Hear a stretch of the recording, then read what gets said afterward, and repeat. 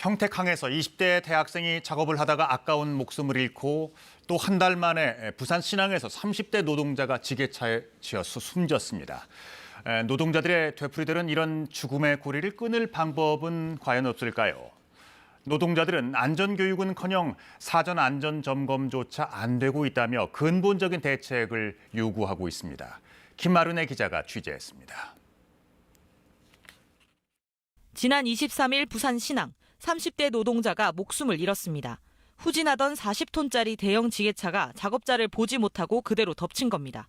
의무사항인 신호수도 없었고 작업 장소 통제도 이뤄지지 않았습니다. 해당 사고업체는 지난해에도 안전수칙 위반으로 과태료까지 받았지만 이후에도 달라진 건 없었습니다. 하루벌이 현장 노동자를 위한 안전교육이나 감독은 허울뿐이라는 게 현장의 목소리입니다. 하루 일은 하루 들어오면서 교육을 하고 할 시간적인 여유가 없는 거죠. 사고 현장을 찾은 노사정 대표들에게도 노동자들의 쓴소리가 이어졌습니다. 이들은 항만사고가 되풀이되는 건 사전 안전점검이 없기 때문이라며 관리감독 주체가 필요하다고 입을 모았습니다.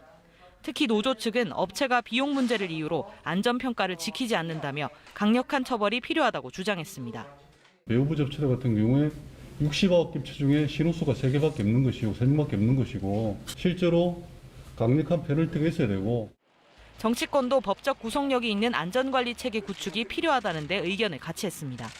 그 위험을 미리 예방할 수 있는 안전관리 시스템이라든지 또 안전관리 업무를 할 수 있는 사람이라든지 그런 기능 같은 것들이 해수부 산하 항만청에 좀 마련되어야 되지 않을까. 항만 노동자 안전 감독 지책을 신설하는 항만운송사업법 개정안이 최근 국회에 발의된 가운데 고용노동부도 항만 노동자 안전 확보를 위한 제도 개선에 나섰습니다. KBS 뉴스 김아른입니다.